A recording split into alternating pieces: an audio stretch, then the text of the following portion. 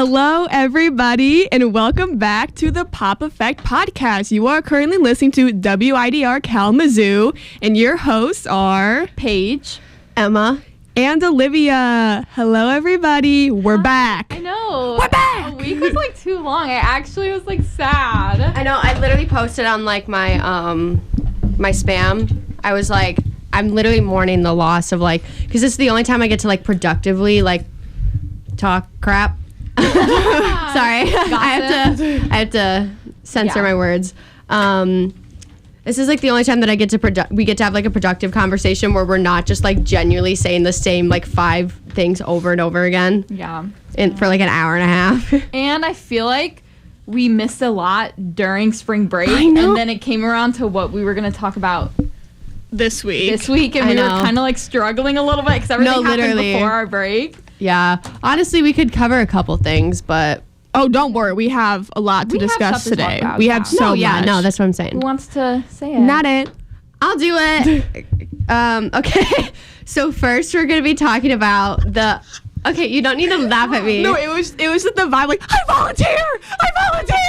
Well, I'm back in my Hunger Games era. So It was just the same energy. no, literally, I'm I'm less stakes, but it's okay. I've fallen back in love with Peter Malark, so it makes sense that I would act like that. Anyway, we're gonna be talking about the absolute dumpster fire that was the Kids' Choice Awards. Whoa. 2023. Lana Del Rey on the cover of Rolling Stone UK, Miley Cyrus's new album, Endless Summer Vacation, which was released on Friday. You'll get to hear our opinions about that. You'll get to hear our opinions. And then movie franchises, specifically Scream 6. Foreshadowing. Okay. Foreshadow. Foreshadow's important for like audiences. True. Wait, we can play. It's probably not copyrighted, so we can play that one sound that we were gonna play for the Instagram story. Oh my goodness. Honestly, yeah. Okay, We'll do let's it. get into Kids' Choice Awards. Honestly, Who did anyone here actually watch them? No, but I actually I was like, I saw this one random YouTuber and he reviews old award shows and was like, what was going it Chris on? Clemens? That one TikTok dude. No. I mean, you'd have to pull up a pic. Chris Clemens does like the fashion though. Well, anywho, so because I was watching the VMAs, but then there's also a year where Justin Timberlake hosted the Kids' Choice Awards, and then there was also a year where Miley Cyrus did it, and there's an underlining factor of it's kind of like a business deal. Yeah. Which has always made sense. I mean, obviously, Miley always won the big award. Justin won the big award. And I know Charli D'Amelio hosted. I'm not gonna lie, I have no clue who the other dude was. Yeah, she hosted. went viral for her dance. She did the Bloody Mary dance on stage. The only thing I saw from this Kids' Choice Awards was Lil Uzi Vert and Charli D'Amelio taking a picture together. I'm not gonna lie. The only thing I knew about it before, like I tried to like look into it a little bit, which even then I was like, it was just weird. Was the whole Jesus, the Joshua Yeah. What did he even win? I don't know. We don't know anything about this award show. We're going to talk about it for 15 minutes. Well, I could talk about it till the dawn of time because we there's could just know, we could know absolutely nothing about a topic, but we will still talk it to death. And you know what? We're gonna talk about it right now. That's just part of girlhood. Because it definitely used to be, I guess, because we grew up in a generation where like it's so, actors like kid actors, like they were the like celebrities. Disney was like so good. Like you said, we had Miley Cyrus, we had Selena Gomez, we had Demi, we had all those people. And now it just doesn't feel as like nostalgic or iconic as it used to be. No, because it's like it changes every year of like who's popular, who's not. It's not like a solid like Selena, Miley, Raven, Jonas Brothers, like Hilary Duff, like they were all like throughout. They were like from the beginning to the end. It was like through that era, they were all like sturdy in their A-list child celebrity like placements. But now it's just like the TikTokers are like cool for like 6 months and no one cares about them. Like I have an extremely valid point, and I just thought about it as Emma was talking, and I was like, wow, brain power. Okay, so the reality is for the Kids' Choice Awards or any award show that was like niche in the early 2000s, it was just completely dominated by Nickelodeon actors and Disney actors. Now that you don't have two huge franchises literally that are the teens now, what do you do? Yeah. Like, you just literally, you don't have any talent anymore. And I'm not saying dancing on TikTok, you can perceive it as however you want, but it's the fact that there's no companies that are like finding talented children. yes, and also just like filtering through them, like, Yeah. I don't even know, like a Rocket Man. I'm just like, there's just, I'm pretty sure Taylor's cat won something. yeah, that was funny. But I think the truth is that I think these shows were more for the early 2000s and like early 90s. But now that we actually realize that nobody around like the teen, how do I explain this? I don't know how to explain it. Teens nowadays, They want to be adults. They don't want the fun. yes, but then also these award shows were already really stupid, like getting slimed, okay, whatever. And then when you that video, Katy Perry. yeah.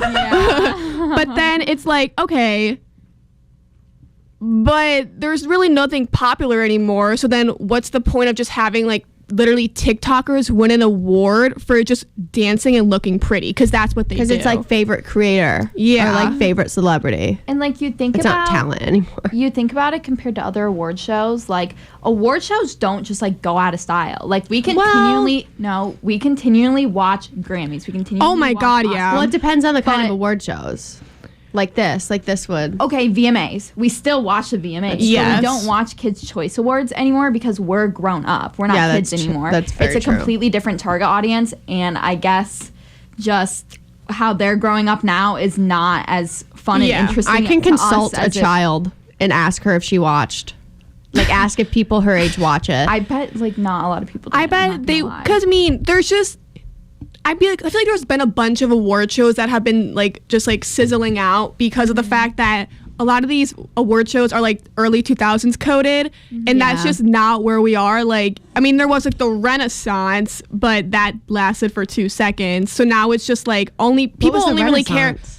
It was just like for fashion wise. Oh, but like yeah. these award shows were like early 2000s culture. And Yeah. so you can't reflect that now and you never will be able to. And I think Yeah. also we're realizing with just TikTokers, even just regular like 30-year-old influencers, we're not docking. You make the money, good for you. But people are more in tune to the Oscars and the Grammys because we're so deprived of genuine talent. Yeah.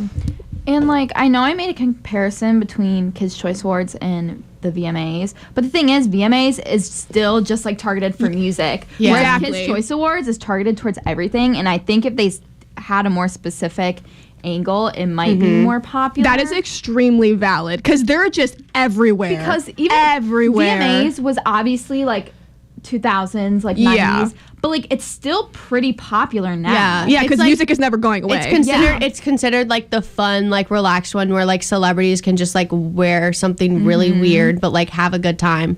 Also, you have to think that, do you guys think that the Teen Choice Awards are in the same category as like the Kids Choice Awards of being like irrelevant? Yeah, I Oh, literally- 100%. I don't even- I just thought about that and I was like, oh, yeah, I don't even remember the last time it was brought up.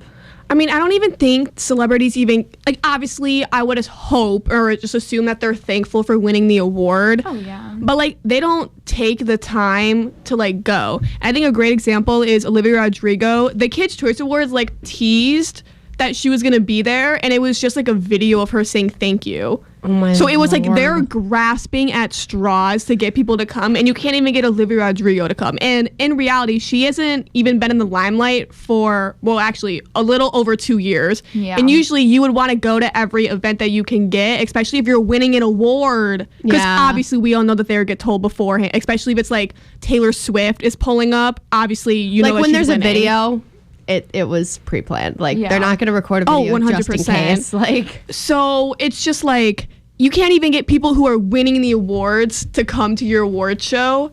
that is a little concerning. Yeah.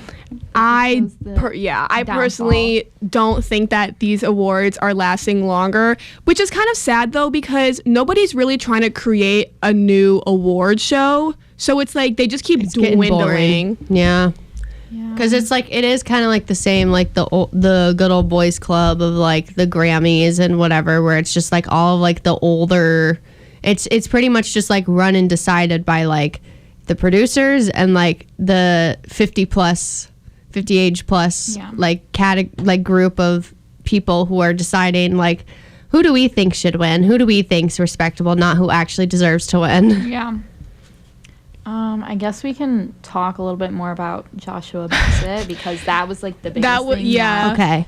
I saw about it. That's the only thing I saw personally. I would like to say that Joshua Bassett is in the same celebrity Christian church that the majority of these like Chris Pratt, Chris Pratt, I'm pretty sure Hailey Bieber, yeah, I was gonna say Hailey Bieber, Justin Bieber, Selena Gomez. So, well, I think Selena Gomez left that church. I was about to say, good for her. Not my girl. No, like not my girl. And the thing is, I have to say, as someone who like grew up around religion, but like is very like educated in lots of different religions, I do think that this is a kind of church where it just like it glamorizes it and it's just like for only. Yeah. It's people aren't actually there for like religion. It's just for like to get connections in Hollywood. And like it really concerns me personally. Okay, listen, my thing is you hear people thank God in so many acceptance speeches. Yes. That's like not like bad, obviously. There's nothing I'm not wrong with religious, that. but there's nothing No. wrong with that. But it's his whole tangent that he went on. Yeah. And what's really concerning to me is that he joined this church right after coming out. Did you see, and then That- the video of him being like, I strayed the path, kind of the idea of like, I was exploring other options, but I'm back. So him basically saying like I'd take back coming out. Is that what you're saying? Or like Kinda, and just or the idea that he came out and then somebody behind the scenes, about or to whether it was say. him, I'm not speculating because that's a very serious topic. No, it's for him just to be like, concerning. actually, I lied. yeah. Because I will never like you have a right to believe what you want to believe. Yeah. I like that is nobody's thing to say, but there's a problem when you start preaching it, especially to At very children. impressionable children. Because then it's going to become trendy and they're going to like I know so many kids who like would go to like I went to like Jesus summer camp where it was like at the end they would offer baptisms for all of the non-baptized kids without consulting their parents at all, and it was caught up in a spectacle, and it's like I think that it's very dangerous for all of these kids to get involved with something that they truly don't understand and are not educated in, just because their favorite celebrity does something, because that's genuinely something that you can't take back. Like you can say, oh, I don't believe in that, whatever, but it's like it's something that happened that you can't really take back. And I think what's really concerning about the timing of making the speech is all of the drag bans and anti-trans Yes. Oh bills and my stuff God, that's yes. happening right now in this country, and to make a speech like that on stage kind of Especially makes for- it feel like he's choosing a side against Yes. his It community. is so tone deaf. Yeah. Beyond It's like- tone deaf. Because it's And like for a community that he claimed, like I know that now he's claiming the Yeah. Christian community, and you can do both. Like Yeah, you can be for Christian and sure. queer, trust me, but But it is like a lot of like conservatives being like, well, drag queens are grooming children, but Yeah. then like you can Is this go not the on same stage thing? and make a whole speech about God to like millions Millions of kids, yeah. And it's like all drag queens are doing like story times. They're reading books. they're and then literally they know reading that like they're like reading Curious George, but then Yeah. this one is being like God, trust me, you need his. It literally said like I am like a. I can read like the quote. He said, "I want to say something. There are a lot of people here who are burdened, brokenhearted, and have been beaten down by life. I'm here to tell you, for those of you who've lost hope, there's a very real God who loves you more than you will ever possibly know. His promise is peace, and my testimony is my healing. See, Remember, forgive quickly, love freely, and walk courageously. Love always wins in the end." like honestly, like a lot of that is nice, but it's just it's like pointing towards God, and it's Yes. just like I've never seen, maybe just like, I guess now I don't really remember, but I have never heard of a speech that very, because there, like you said, there is so no problem with thanking God for like what your award. There's literally nothing wrong with that, but you cannot preach your beliefs and then get upset when people come at him because they're at church. Because he had to make a response. He was just like this is for not like gospel. the other thing for when they found out that his church is just, you know, and he was like blah blah blah blah blah, and I'm just like, all right, but like, do you see a problem? Because your fans don't want to be your fans anymore. No. Like the amount of, like, frankly, Joshua Bassett, the majority of his fans were originally there. Like, I'm not saying he's not talented. I'm not saying he doesn't deserve anything, but the majority of his fans were originally there because of the TV show that he was on and the fact that he was dating Olivia Rodrigo. Oh, and then guilty as charged. That was me, and then I was like, actually, your music sucks. So no, literally. And then to me, he was like starting to be the new young Shawn Mendes, but then just kind of, oh, nope. They're like the same age. No, literally, they're not. No. Just a reminder, you're listening to 89.1 WIDR Shawn Mendes, FM like 24. online at widrfm.org. I thought Shawn Mendes was like 27. Everyone thinks that he's literally like 24. Well, I think that's because he got, he was a MagCon boy. All of the MagCon boys are like 24. Yeah. Dang. Basically, I'm just concerned for Joshua. That's all I'm going to say. I don't want to put out conspiracy. Oh yeah, that's or not what we're anything trying like that. to do. But like, I genuinely, just the timing of it all is concerning to me. I think that it has to do a lot with the fact that church is like, the fact that the majority of the people, that almost every single member of that church, there's no like everyday families who walk into that church like for service or anything. It is almost all rich, wealthy, famous, well-connected people. Mm-hmm. There is a reason that all of a sudden all of these people join this church, and then all of like, they're just like everywhere. It's because they get connections through this church, and now they're like, their whole thing is like, well, you have to keep up the idea that you like believe in this church, and it becomes less about actual religion and more about career, which is like, why would you combine those things when it's like such a slippery slope into like ending your career? Yeah, there's just so many of them out there that are involved with this church, awful. and I'm just like over it. But you know who we have? Lana Del Rey. Speaking of God. Ow! Oh my god. I apologize. That was so funny. That literally, like, I had to rip my headphones off of my head. So sorry to anyone who's listening with headphones. So I couldn't back away. I was laughing. All right, it's valid though. So Lana Del Rey was on the cover of Rolling Stone UK, and we have already talked about how she was on the cover of Interview Mag and how, you know, she's doing the press tour, which she has not done in a while. Yeah. I was going to let everybody know that I know we're talking about Lana a lot, but we're genuinely probably going to have stuff to talk about all the way up until her release, because she is she's promoting this album differently. I actually saw an ad for her the other day. Yeah, I know that you like, guys say that like her label doesn't like do anything. Oh no, well she's actually trying. I literally saw an ad and I was like, I know that I don't listen to her, but I was we're like, gonna oh my update God. you, don't fear. Yeah, there's like a whole education that everybody's gonna go through over why like her last project wasn't promoted as much as this one, but we'll get into that. Anyway, so we're gonna have a lot of content to talk about with Lana. And also, it's our podcast. We'll talk about whatever we want. And Lana Del Rey is in 2 out of our 3 lives, so it overrides. Sorry, Emma. 2 out of 3 of our lives. Sorry, Emma, it overrides. Well, at this point, she's part of my life. I just don't listen to her music. Yeah. And then, you know what? I appreciate that. It's all right. But anywho, she was named the greatest songwriter of the century by Rolling Stone UK. And I'm so happy with that because I so agree. But she can just never have anything in peace. Never anything in peace. Yeah. And obviously, we're all Taylor Swift fans, but same as other groups, or how do I explain, like fan bases, they were not very happy with Rolling Stone's comments. Decision. And oh boy, did they flee to Twitter and go, oh, actually, that's so false. They were like, did you hear this on Folklore? Did you hear this on Evermore? And I was like, that's so funny because Taylor literally said she was the greatest songwriter of our generation. Yeah. Yeah, literally, like, Oh, God. when Taylor received, what award did she, like, Woman of the Decade or something like that? I think it was Woman of the Decade. She's gotten one Woman of literally, everything. her whole speech was about Lana Del Rey. Literally. Actually, her whole speech was about her. That's why I had to audibly laugh when the Taylor Swift fans were coming after her, because I was just like, your I'm own sorry, my water bottle. I think it just made a noise. I'm sorry. your own like icon that you're praising, and I understand Taylor Swift is an icon. She agrees that Taylor has defined a generation because she has. Lana? Yes.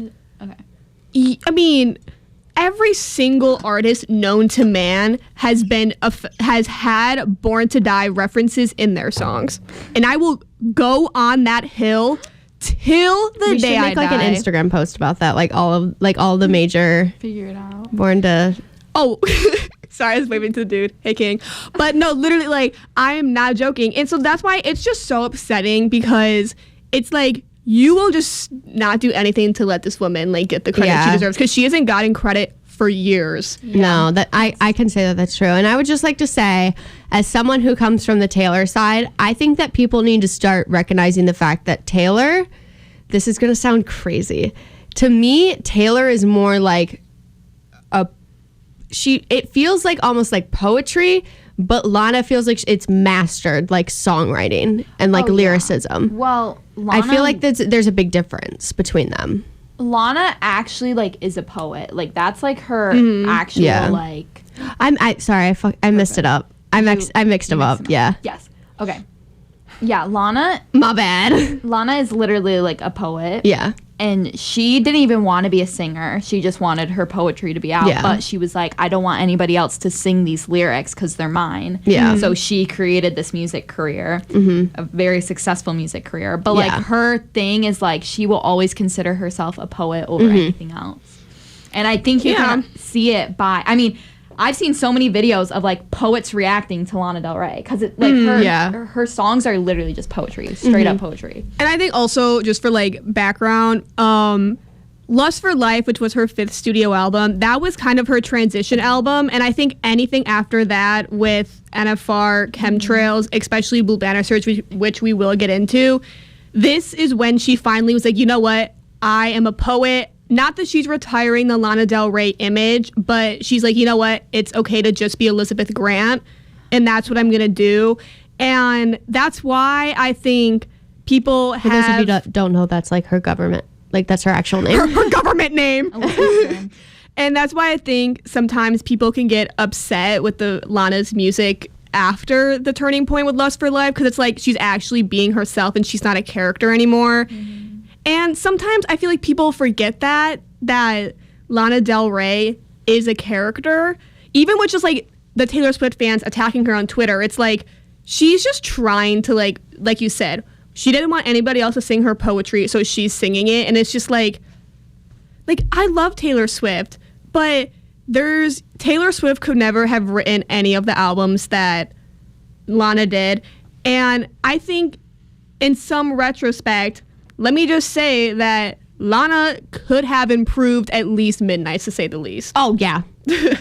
And that's at least. Midnights has a lot of good lyricism, but like Lana would have made them like actually like really good songs. And I feel like we've talked about it before also, that our generation, maybe it's just the three of us at this point. I always say our generation, it's just our opinions, I don't whatever. No, but like our generation means the three of us. Yeah, we define the generation. We define Gen Z. Well, we define like I actually do think that we are a very good representation of like older Gen Z though. Oh, I would agree. We have very common maybe basic like, opinions. Maybe like the most basic girl opinion. Like we define the girlies. Yeah. Like the girlies, that is us. And I think that, I don't know how to explain it. Like, I just think that, you know, we have a good mindset about it. Yeah. Mm-hmm. If we can openly like discuss that what Taylor Swift fans are, you know, they're kind of Harry Styles flashbacks. It's like, stay away, my God. Like, just let a girl live. Let a girl live. Let a girl live. Okay, so I really want to get into why she's promoting this album more than her last one. Yeah. So she is going viral on TikTok though. A&W. She always is. Yeah. Okay. Yeah, because she's promoting it. That's like the point of what I think. That's what my point I'm about to make. no. Sorry. Okay, no. Okay, in Rolling Stone UK, she had like this interview and she talked about why she didn't promote her last album, Blue Banisters. I don't know like exactly the reason for it, but she said it was like very personal, I guess. And like, I think that she was trying to say it was like just for the fans, and it was like if the fans, it's just for them, Also, also in a sense, I feel like it could be her diary, especially with like black baiting. So like this is her diary, and I think that she just like wanted it out there so that it's kind of like okay. How do it's literally if you were to write in a diary, you're just upset because somebody like, I don't know, you got upset with them and you're just like, oh, I'm so upset. And you like put it away though.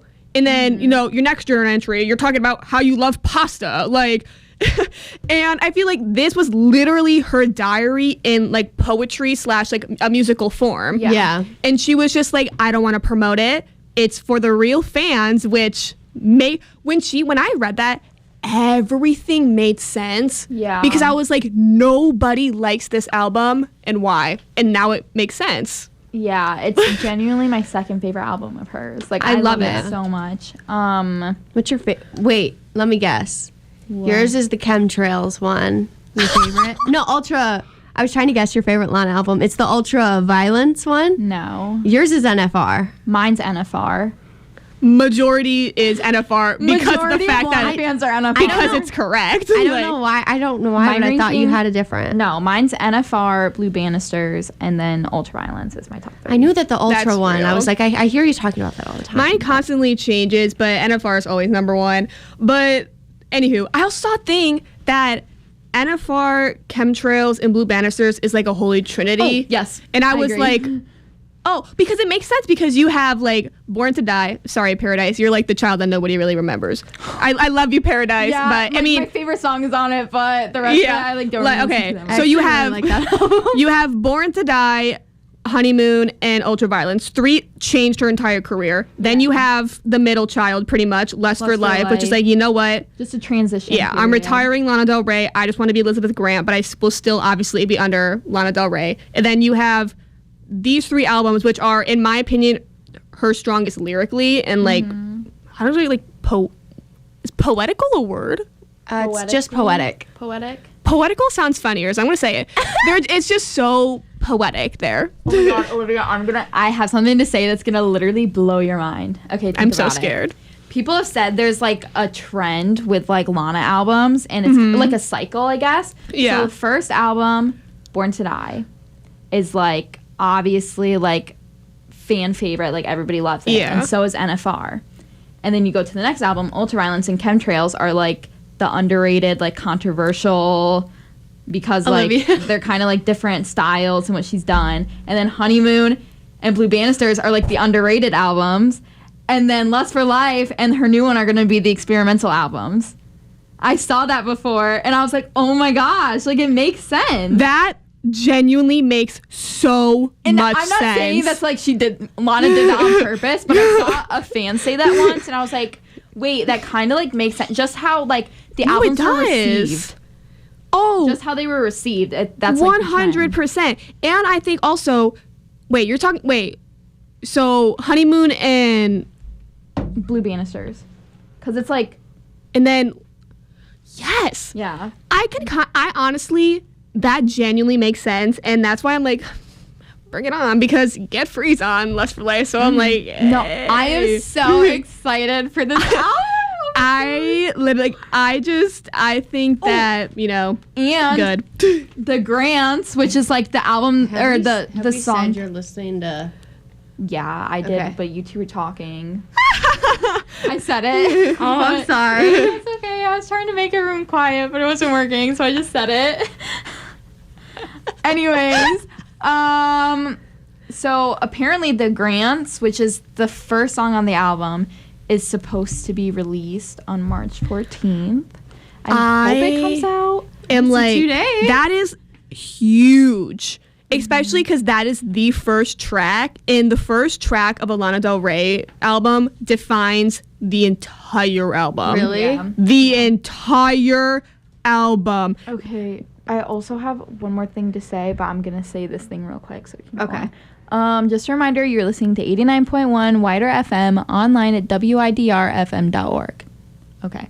I need to like get these albums out. So okay, the title track is always the first or second song, but it changes. So Born to Die She is always first. has like title tracks. Yeah, Yeah. Ultraviolence is second, Honeymoon's first, Lust for Life's second, NFR is first, then Chemtrails is second, and then Blue Banisters is second, and then Ocean Boulevard is second, and people are saying that's because she's still stuck in her relationship of the people who, or like of the guy that she wrote all those albums about.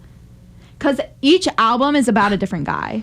Oh, she's I thought been you meant with. it was all the same guy. I was like, she's had like No, three boyfriends and stuff. That's gotta be rough for So- them. But like her last, like NFR, Chemtrails, and Blue Banisters, or not NFR, Chemtrails, Blue Banisters, and Ocean Boulevard, all three of those albums are about the same guy. Oh, And wait, so, is it about the officer? yeah. Okay.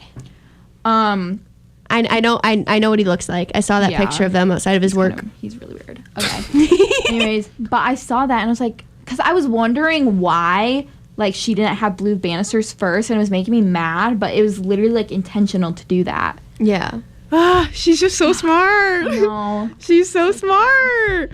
Anyways. But we're waiting because Miley Cyrus dropped Yeah, I was an about to say, for album, now we have and we'll Miley to get talk into about. that. Don't fear. Do not fear. Oh, we have to take a break. That was so creepy. Oh my god. Okay, we have to take a break real quick, but I we'll said be, heck. I did not say. we'll be back in a couple minutes. Okay. Goodbye. Yeah, bye. And we're back. Ready to get into this album. Okay. Great. Okay.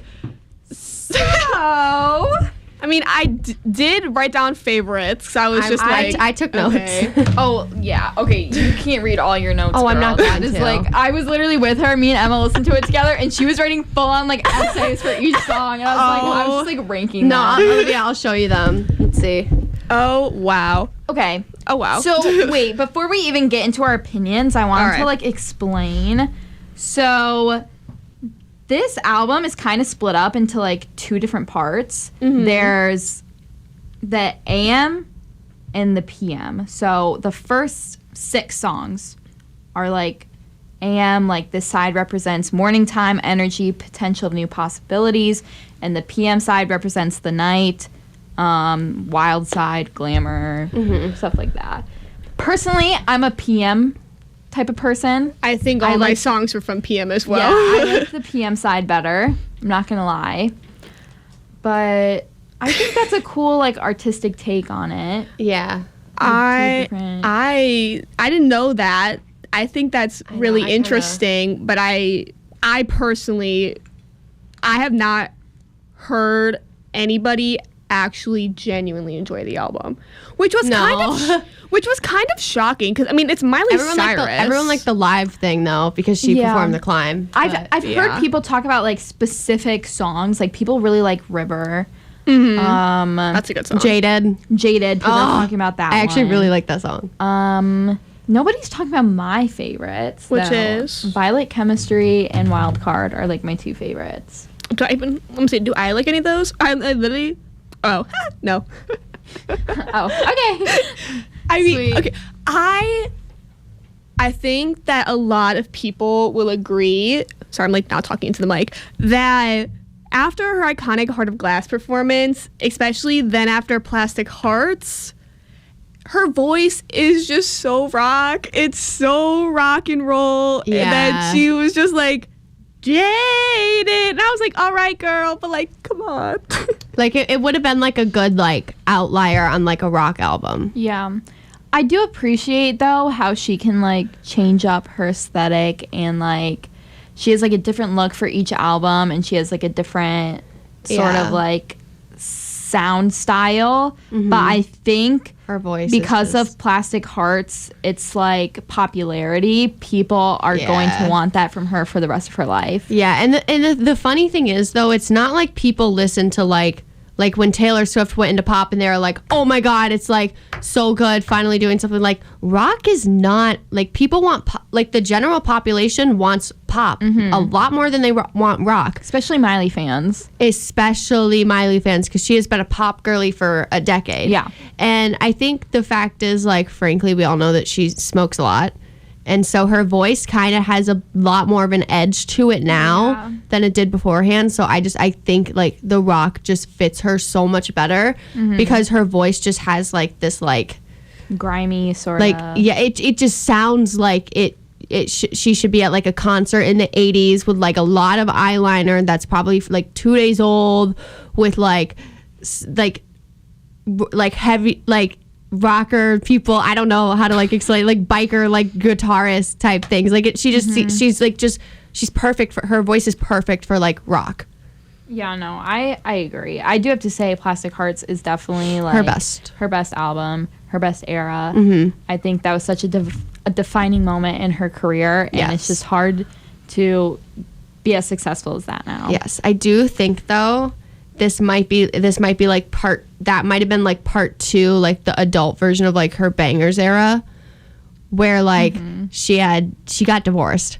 And she was like, because like you can tell like when she got back with like Liam that she definitely went back to like the silly country girl, like I love life, like Malibu's so pretty, like I'm gonna grow out my hair, it's gonna be like such a good song. But you can tell that she was like restricting herself. So her Plastic Hearts era might have been like, this is me like letting myself go crazy again so I can find a happy medium. Yeah. I would so agree. I think there's two main things I want to touch on. One is that as of right now, she is kind of in the Midnight's effect, where she had a really strong, like she was built for rock, just how Taylor Swift was built for like that kind of lyrical folk. And then she switched it up and like came, in quotations for anyone who can't see, tried to come back into their original and into her original era, like her era of music or like her sound, all still in quotations. Now I'm not anymore, had to clarify. But coming, it's kind of like they like really like understood the assignment when they like switched it up, and then they came back and it was just kind of like, oh yeah, I loved the experimental work a little bit more, and it was kind of like, maybe you were actually born to do this. And then my second point is also that for me personally, I guess pop music is just not what it used to be. And I think that Harry's House, which we've talked about to God's end, and still today I die. And then it's kind of the same vibe where everyone was like, Endless Summer Vacation, it's good, but I mean, you would just hear it in Walmart. You would hear it in like a Forever 21. And there's nothing wrong with that, but I think that pop music is just slowly but surely turning into just like Forever 21, like mall music. Yeah. Which there's nothing wrong with that, but personally, I cannot right now think of a pop artist, maybe other than like Dua Lipa or Lizzo, that is actually like having good pop songs that you would not want to hear just in a Forever 21. Thank you for including Lizzo. Oh, I love her. She's such a good pop artist. This is kind of reminding me of like, I know that I talk about male bands a lot, but it's reminding me of the Beatles, of like going from A Hard Day's Night to Rubber Soul to Sgt. Pepper's. It's like it evolves to a point of like, at one point it was like, oh, the young kids with the bowl cuts and the guitars, and then into the kids experimenting with things and music and like just having a crazy sound. Like they didn't really go back as much until like Abbey Road ish. Great album. So like, or like, I don't know, the White Album. But even then, like, they still were experimenting. Like, if you listen to the White Album, it's literally like it's the weird, like, half of the songs are the best songs you'll ever hear. The other half, you're like, literally, what is happening? I think, like you said, the problem is that, like, once an artist evolves, it's very difficult for the general public, especially, like, let's be honest, Miley probably gained a lot more fans because especially like the non-pop fans of people who are like, oh my god, I hate pop music, but then they hear Miley Cyrus come out with Plastic Hearts and they're like, oh my god, this is literally one of the best albums I've ever heard. It's very difficult for people who are now like attached to her as like, because people get attached to celebrities and their sounds. It's very difficult for them to go back to being like, oh, okay, we're back to like the poppy, like kind of the same thing for every song. Sad, but then happy, and then blah, blah, blah, and then like.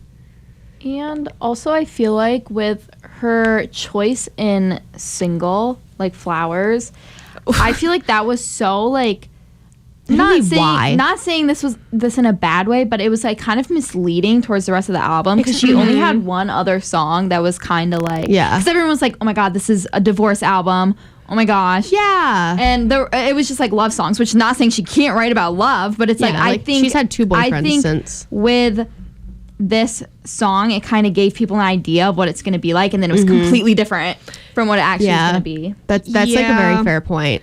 I think also just a reminder, you're listening to 89.1 WIDR FM, online at widrfm.org. Literally so real. I literally thought the way that you guys gasped, I was like, crap, are we not on the air? Have we been just talking to ourselves for 15 minutes? That's like literally my nightmare. No, someone would have texted us by now. No, my grandma texted me. She's like, I can't find it online, but I think that might just be my Grammy. Yeah, and then my grandparents can. I respect it. But anyway, so I think going back to like, you know, like transitional albums and whatever, since I cannot stress this enough, since she just came off of Plastic Hearts, there was really like no like transition from rock, like, you know, maybe rock / pop, getting back into pop. It was just a 180. And I feel like 180s are really, really, really times a million trillion very hard to like keep the same audience. Yeah. And I just personally don't think that she will keep the same audience. Granted, it already hit #1 on US iTunes, but also not talk about that. We have to get her credit for that. But also, it's the fact that it's because it's Miley. It's popularity. It's not because it's a good album. It's because it's Miley. Yeah, that's like a good point. she literally could have done what Taylor Swift did and released 7 seconds of static noise, and it still would have went to #1. Well, and I just think it's literally. I think there's just such a problem with pop artists. There's really just no like. There's like 3 good songs off the album. And then there's like 5 songs that are radio pop, and then the rest are like 2 random like slow ballads. Yeah. Nothing wrong with that. The slow ballads are so good though. It's just like kind of the same formula, and I think me and Emma have talked about it a lot, you know, when we're like chilling in our apartment, about like how just neither of us really listen to Midnights anymore, because I just personally I guess all 3 of us can personally say that it's just not her best work. And there's nothing wrong with that, but there's just a level of upset when it's an artist that you truly care for. Yeah. Plus, like, when they're like things before, like Red, Taylor's version, I still listen to that album daily. Like, Red? It's been over a year. But I'm still, like, listening to it all the time. But, like, Midnight's really the only things that I listen to are, like... Karma, me. Would've, could've, should've. I'm so excited to hear Karma live. Karma. Oh, and then so excited. Maybe Bejeweled. Oh, yeah. But see, that's the thing. When I... Wait, did I say it wrong? No, you just You're like, best believe I'm still bejeweled. See, what was it? No. Going to your point, Paige. Oh my God. When I think of Midnights, I genuinely only think of Karma. Obviously, I still enjoy like Dear Reader, Labyrinth, whatever, but like Karma, because that's the thing. It's like Karma just could have been on like any album, but it's like that's all I think about when I hear Midnight. So I'm just like, all right.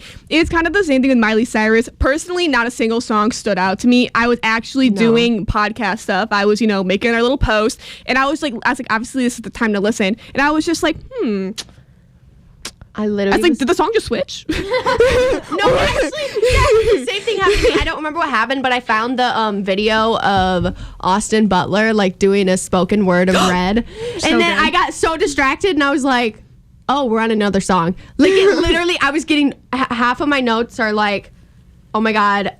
Even though I love the Hunger Games, I hate Liam. To be fair, I also hate Gail.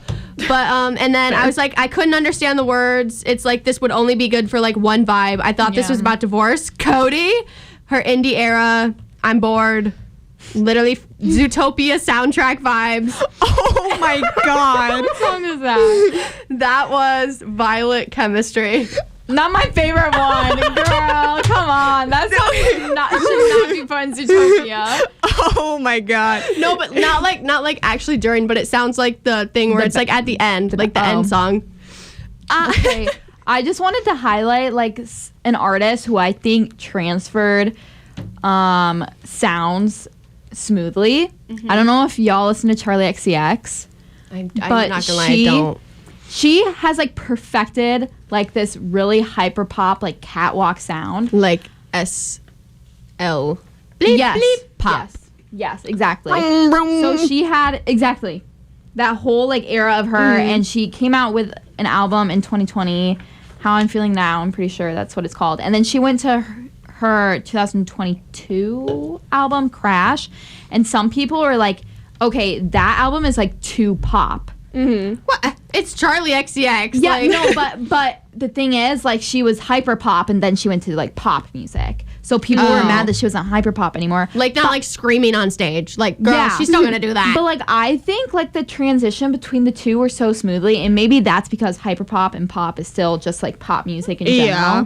But like, that's what I'm saying. Like, if Miley had some more like rock influences in Endless Summer Vacation, like, I think people probably would have liked it better. Not saying it has to be a rock album, but it could have had some more influences. Yeah. I mean, we all saw Taylor do it with Red. That is one of the best, probably in my opinion, transitional albums other than all Lust for Life, time. obviously. But just like, it was so smart. So that's why it's kind of interesting especially when Miley and Taylor have been around for so long.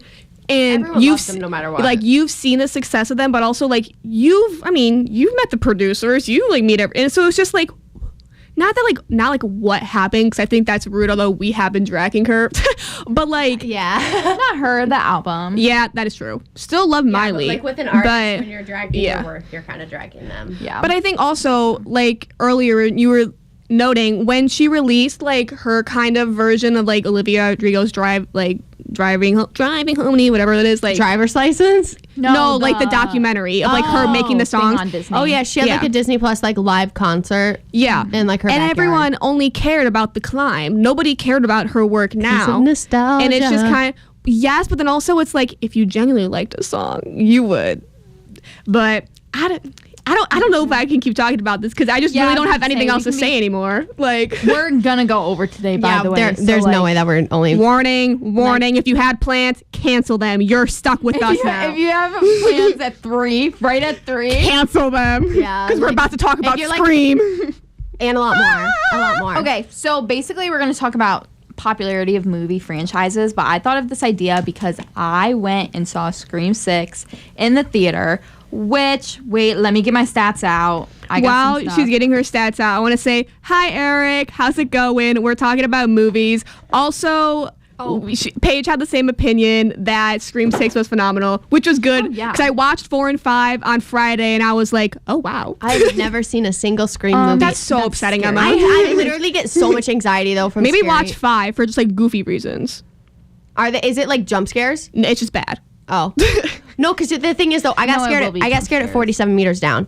So, to be fair, my biggest fear is the ocean. My biggest fear is the ocean. Oh my God, that was so funny. Okay, Scream 6 earned $44.5 million in its opening weekend at box Dang. office. It's the biggest opening for any film in the franchise, which says a lot. Wow. Which I think the fact that it was able to do that and you after don't COVID. and So you- long. Okay, but you don't even have the It Girl of the Scream series anymore. That's true. Beth Campbell. I'm not going to ask because we're still seeing it. I'm making you go with me.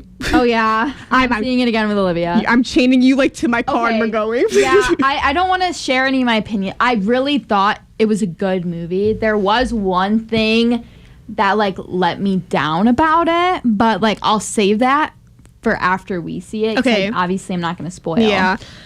I was really shocked though when you were like, when I saw your Letterboxd review and it was really good, and then when Eric texted me and his sister was like, this is actually really good, because I had literally just seen Scream 5. Like, I need to catch up because I had only 2 more left.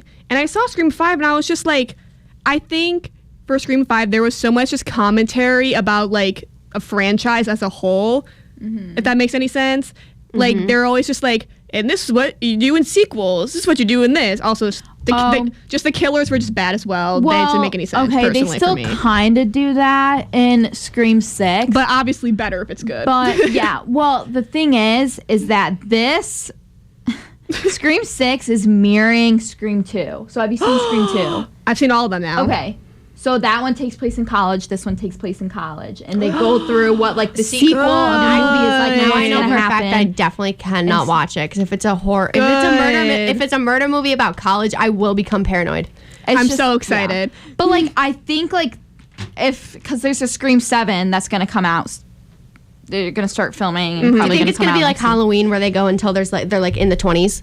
I have no idea. See, but the thing is, it's if really because in my opinion, the trilogy was pretty good. I didn't really hate 4. I thought it's kind of like more. it's very campy. Okay, Yes, that's such a good word for it. I would agree. Yes. Just Scream 5 was the biggest letdown in my opinion. I agree. Okay, because people have a lot to say about the second and the third movie. Personally, the third movie is my second favorite. I thought they I were love good. the third movie. I think it's so. Obviously, the first one's the best. Oh, duh. But I think the fact that like this Scream 6 was so popular, especially without Nev Campbell, like I think this franchise could be really Yes. successful in that sort of sense, especially if it kind of mirrors the first like 4, because it's bringing a nostalgia factor to it, but then also creating its own storyline with like this core group of like new friends. Do you Yes. do you think it has the potential to like continue to go on and do really well, or do you think it really will be like other like horror movie franchises where it's like it gets bad?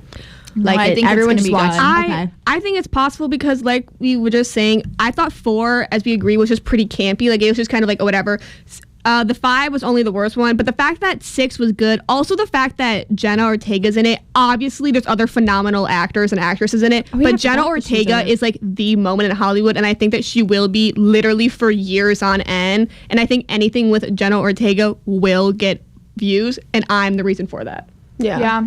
Like, that's why I think, if anything, if they wanted to do that formula, which I think would be very smart for them, I think they need to filter in somehow very iconic actresses, which is really impressive of Scream because that came out before Wednesday did. And so now when people were like, wait, there's a Scream 6 and Jenna Ortega's in it, and you're like, I didn't even know she was in the actually, I take that back, that was such a lie. I you, like, not know- I just lied on the radio. My Before apologies. Wednesday, I like noticed that she was in like so many horror movies. And Oh that- yeah, she was in remember- X. She was phenomenal. She know. actually, did you see that interview? And she was like, I was actually so hungover that day, and I just had to scream. And I was like, she's so iconic. Literally, Like, that's so- She literally Not- is like stepping in the shoes of Nev Campbell as like the horror it girl. Yeah, like literally, I remember 100%. saying that because like I obviously like we've all like she was on Disney Channel, we knew about her. Yeah. Like but I remember saying I didn't think that, like, I thought that she was really talented, but obviously I don't really watch horror movies, so I didn't really see like how talented she was. So I was thinking, I was like, oh, she's gonna be the next horror movie it girl.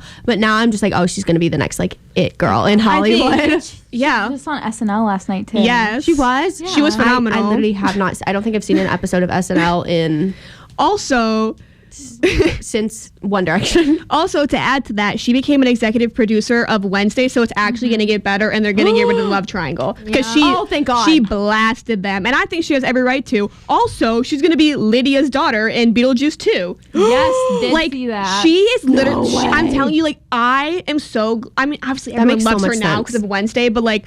Genuinely, she is Hollywood, and I do not think that we have seen somebody as just like Hollywood as her. Yeah, because that's a she good went. point. It's kind of the same thing as Zendaya, where just all of a sudden she's just everywhere. But in a good way though, because same thing.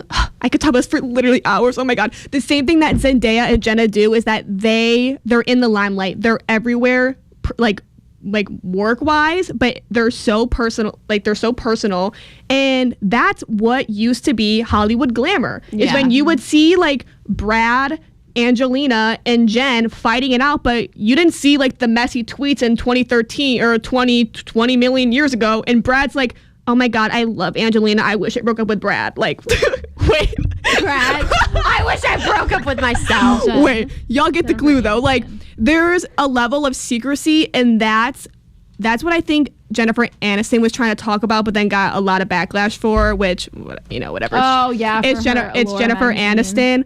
But no one's ever canceling her. Yeah, try. I would love to see somebody try to but that's the thing though. You reach a level of stardom, and I genuinely think Jenna Ortega has already at some point gotten there. Not as of right now, but I'm saying she's gonna get there. But she's surprisingly really close to it already, because you're 20 years old and you're in all of these projects, and she is wild. She's literally our age. She is booked and busy, but then also just the simple fact that she's private. She is just she's just Hollywood glamour. Yeah, that is a good point, because nowadays they're pushing the idea of realness. Not even just realness, but accessibility for all of these people trying to make it big in Hollywood, where they're all of these celebrities are now on TikTok, and it's not a surprising thing, because now they're in order to be famous, people have to know you. No, in order to be famous, you have people that have to like you. Mm-hmm. Oh, I fully agree. Or hate you. And I think it's kind of this whole idea of Hollywood secrecy could be seen in every single wait, I'll stop so you can go. Thank you. You're welcome. I appreciate that.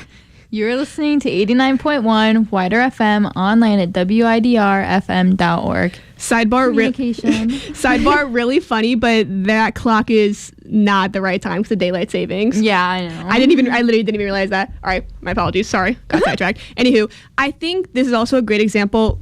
Oh my God, in the music industry with Olivia Rodrigo right now, fans are upset that she's gone, and it's that's what you do. Yeah. You do.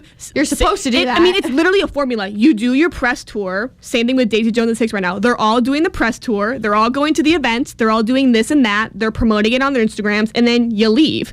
Yeah. You deserve a break. You make people miss you. Exactly. And that's kind of the funny thing. People are upset that they miss her. And it's just well, that's the point. Just people are just chronically online now, and it's oh my God, it's literally awful.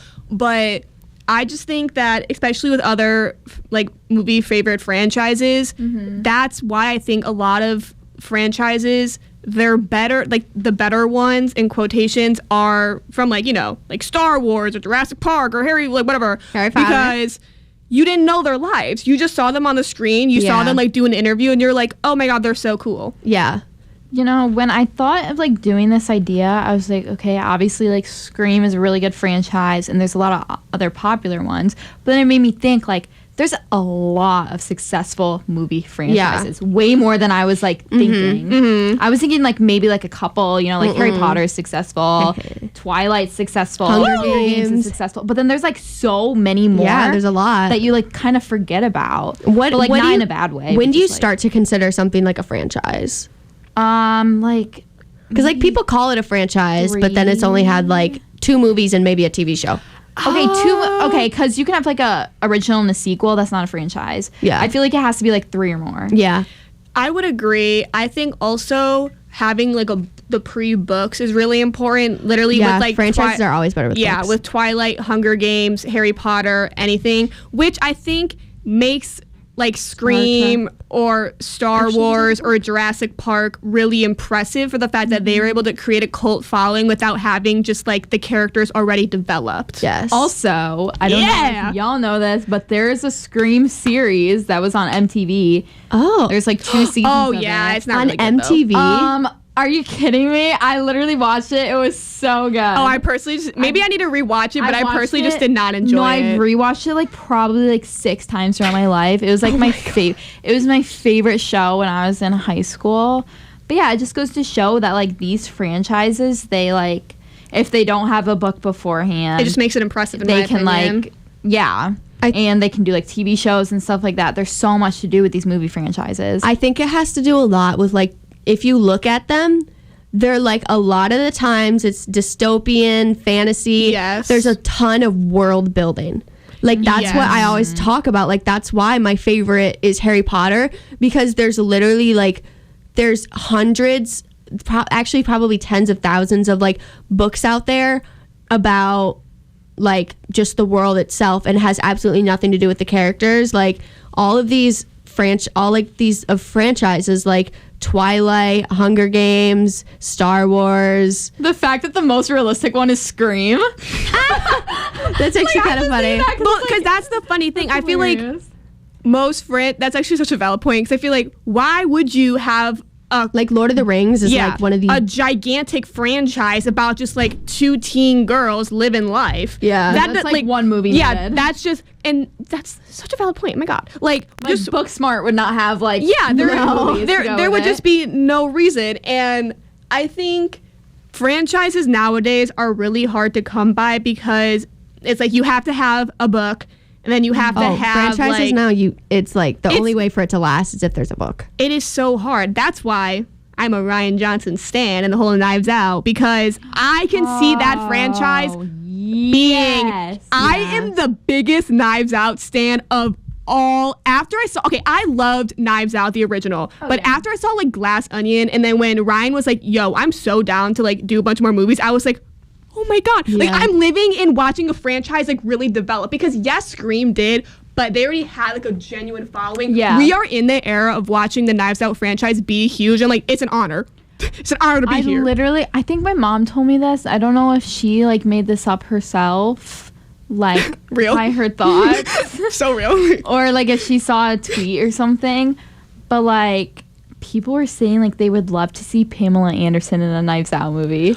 That would be so good. Also, an interesting thing is that Daniel Craig has now been in multiple like successful. And James Bond. Oh yeah, that's a good point. Here's the thing though, how do you guys feel about franchises where they just like go about like replacing the actor, like with Spider-Man, Batman, James Bond, instead of like letting it, because then it's like it does kind of start to feel like it's kind of just a money grab. Personally, I don't really perceive that as a franchise. You know what? But because there are like Mission Impossibles. Yeah. There's like Fast and Furious that like I've never seen. I don't know people Fast and Furious. I'm telling you right now, there's like have so many of those movies. I could barely get to the first Mission Impossible. It's because they want the money. Yeah, it's because they want the money, and that's the reason that in a sense. No, and then the reason I hate to say it, but the reason that the Fast and the Furious kept going is because the actor that passed away. Yeah. Which, I mean, obviously, but I don't know how, like, I feel like, but in reality, is Fast and the Furious really that popular of a franchise now? Like, yes. But like, a you very just specific demographic, though. Well, exactly. You just get the money grab. You get your, like, whatever millions of dollars, but nobody, like, really talks about your franchise anymore. People are like, okay, another one, you watch it, you maybe enjoy it, and you move on. Watches it. There's people having conversations about the Knives Out franchise, about, what's it called? About Scream, even what?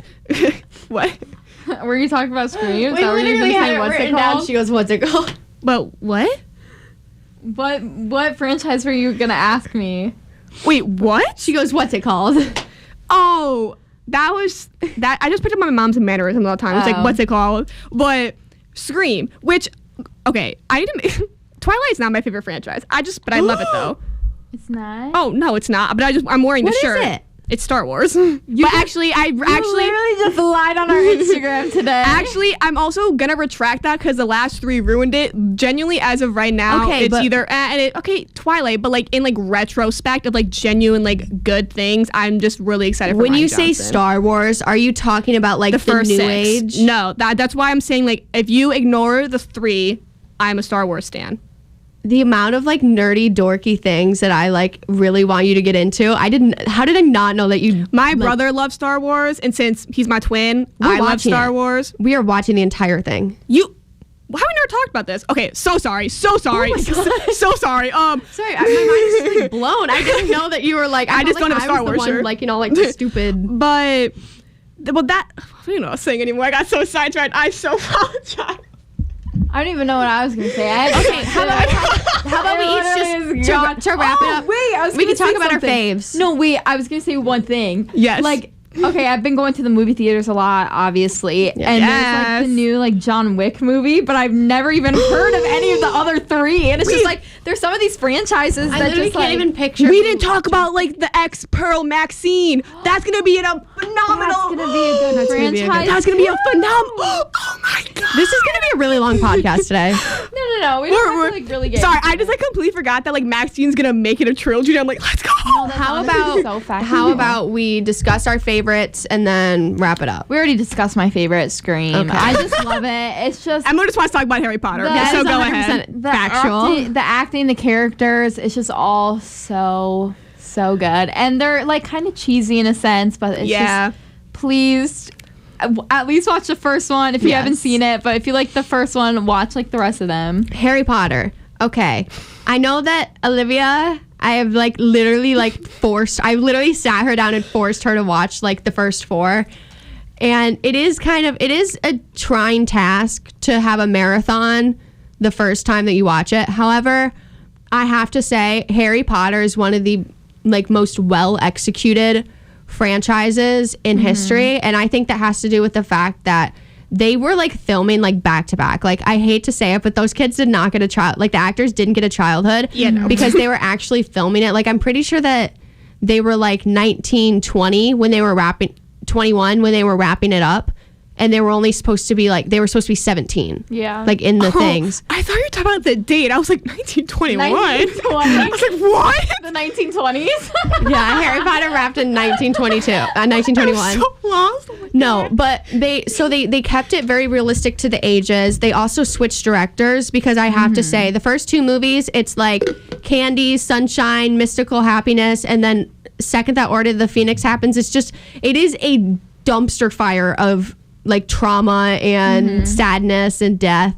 And I think that a good thing that they did is they were switching directors like so often, because they were able to be like, okay, well, the director that was able to execute the fun, happy vibes of the first and the second, even though the second was kind of dark at the end, but they were like, okay, let's bring on a guy who's able to execute depression on screen. What are you? I know. I'm like, you liking Harry Potter just like makes sense. That's honestly so true. Like I was like just listening to you talk, and I was just like, that just makes so much sense. She even has her wand with her. Yeah, my Ginny. Okay, because I relate to Ginny Weasley Damn, so call much. that out. Wand. I have Ginny Weasley's wand. Face mask. I relate to her Wand. very much Wrap it because up. she's a ginger. Yeah. Gotta like And yeah. Yeah, it's just really good. I do wish. Well, you can keep that. Okay, I do kind of wish that they, in the end, they had. Where you just have the cute ghost face. And it's just I'm sorry, I have to listen to what they're saying right now. Okay, Olivia and Paige are like giggling behind the so scenes. I had to get my thought out before No, I forgot I was it. like, I that literally would be the can't 5th focus. thought I forgot today. I wish that near the end, I don't know if they do get kind of like, the movies do kind of drag on, and you don't, they aren't really like entertaining to like just watch if you haven't like been doing a marathon, because it's just all depression. And I feel like the epilogue was literally one of the worst things. They literally made them look 50. Ooh. And they were supposed to be like 32. Bam! That's tough. Yeah, but that's my favorite. My second favorite is The Hunger Games. Yeah. So Literally, real. I have like No, that's in my top 3 to be honest. Like, sue me. everybody is like obsessed with them again because they're on Netflix. For like They literally this month. were on only on Netflix for March, but like I've already watched the entire series twice, and I Oh my god. and I reread because I honestly usually just skip the first book. I reread Catching Fire and Mockingjay in 36 hours because I had food. She already told me this. No, I had food poisoning over spring break. you were like- So like I was just like, I was sick in bed the entire time. So I was like, you know what, I might as well read. And then I read like the amount of like fan theory videos that I've like gone back and watched.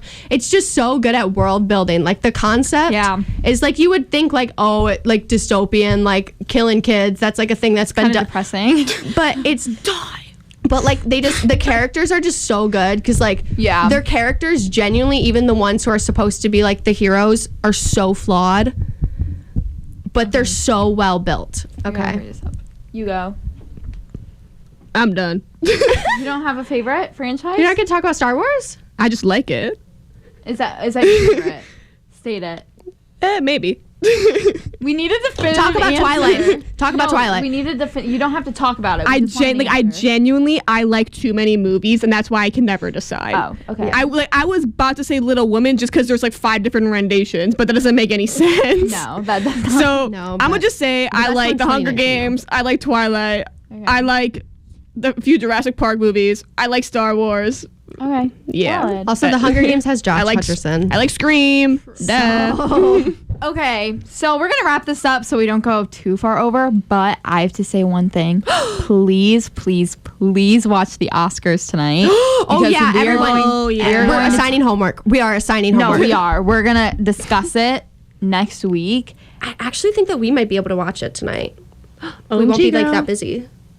I'm gonna be watching it with my parents, and we're What's gonna it have on? such. We'll Yeah, talk can we about stream later. it? Sorry, my probably. We don't have cable. Our cable box. Yeah, no, We I got don't know where ruined. the Grammys was streaming, but it's probably Yeah. the same thing. Anyways, please watch it if you're like interested in that, because we're gonna talk a lot about it, and it'll be good to like already know what's happening instead of Yeah. us just. And then you can have your feeding you opinions. the information. I mean, but if you don't want to watch it, we'll give you the cliff notes. Don't Yeah, worry. that's fine. Like, Yeah. we'll But give it we're to not you. going to talk about literally everything. So if you want to know like everything that happens, watch Yeah, it. we're gonna talk about like the big categories and then like all of the drama.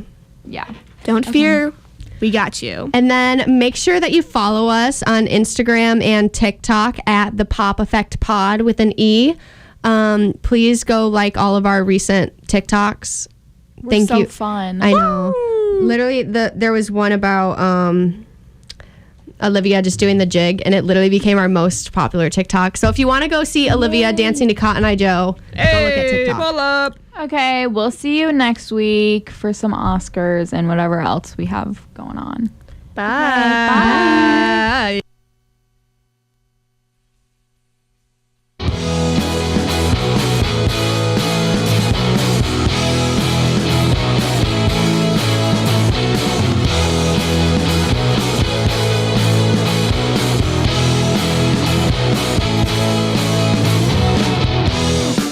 I'm hanging empty space on the wall. There won't be anything mentioned.